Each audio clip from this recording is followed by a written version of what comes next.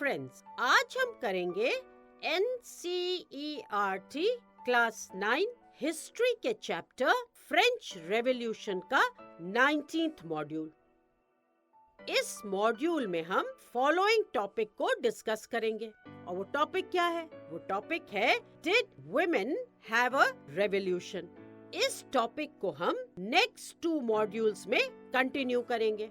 In this topic हम जानेंगे about the active participation and role of French women in the events, मतलब वो events जो several important changes लाए in the French society in particular and France in general।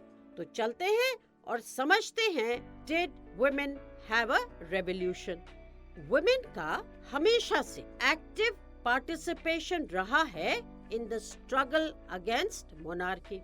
Women in France ने हमेशा एक important role play किया है in those events that brought about so many changes in the French society. और ये जो participation है शुरुआत से ही रहा है, from the very beginning. We have learn in the previous modules that women को कोई भी पॉलिटिकल राइट्स नहीं दी गई थी, उन्हें वोट देने का अधिकार नहीं था और उन्हें पैसिव सिटीजन्स माना जाता। So we see that in the French society women की कोई पोजीशन या स्टेटस नहीं था।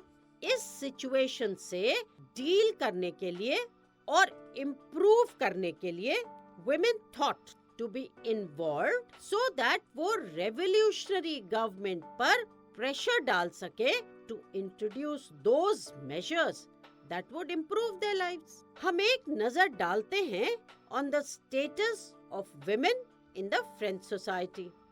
तो ऐसा करने से we see that most of the women जो थर्ड एस्टेट को बिलोंग करती थी अपने लाइवलीहुड या अपने डेली नीड्स एंड रिक्वायरमेंट्स के लिए वर्क करती थी। and these women worked as seamstresses और laundresses।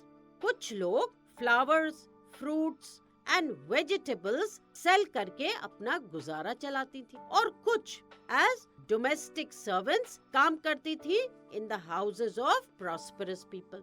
वुमेन को एजुकेशन या जॉब ट्रेनिंग नहीं प्रोवाइड होती थी। सिर्फ वो वुमेन जो daughters of nobles and wealthier members of the third estate को बिलोंग करती थी, only they had the right to receive education or study in the convents। But once they were educated, उनकी family members उनके लिए marriage arrange करते थे। इस period में women के ऊपर ना सिर्फ अपनी livelihood earn करने का प्रेशर था, but वो अपनी family और household को भी संभालती थी। women को सैलरी भी as compared to men कम मिलती थी। अब लेते हैं एक quick recap. Women in France ने हमेशा एक इम्पोर्टेंट रोल प्ले किया जिससे बहुत इम्पोर्टेंट चेंजेस आए फ्रेंच सोसाइटी में। दे होप उनके प्रेशर में आके रेवोल्यूशनरी गवर्नमेंट कुछ ऐसे मेजर्स इंट्रोड्यूस करेगी जो उनकी लाइव्स को इम्प्रूव कर देगी। अब जो मोस्ट ऑफ द वुमेन थी जो थर्ड एस्टेट को बिलोंग करती थी, वो क्या करती थी बताओ? हाँ, अपनी लाइवलीहुड के लिए वर्क करती थी। और ये बताओ कि वुमेन को उस समय क्या ट्रेनिंग किसी तरह की अबाउट अ जॉब या एजुकेशन बहुत आसानी से प्रोवाइड की जाती थी? बिल्कुल नहीं।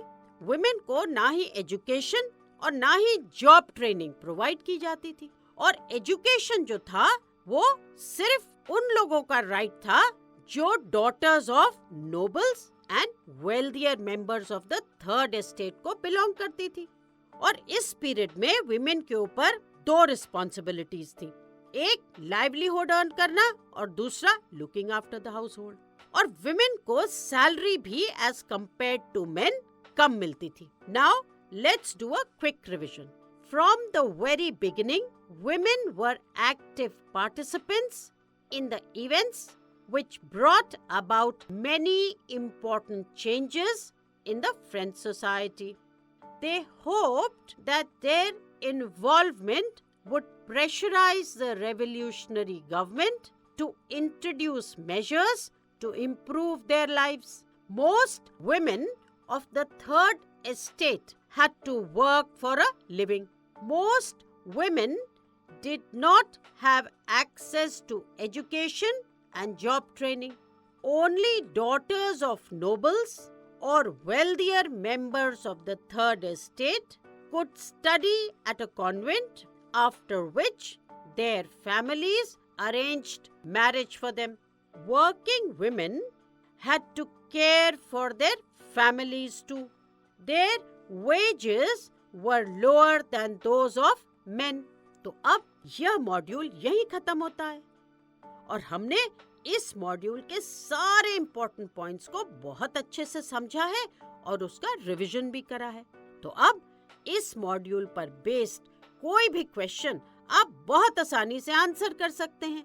तो चलते हैं क्वेश्चंस की ओर।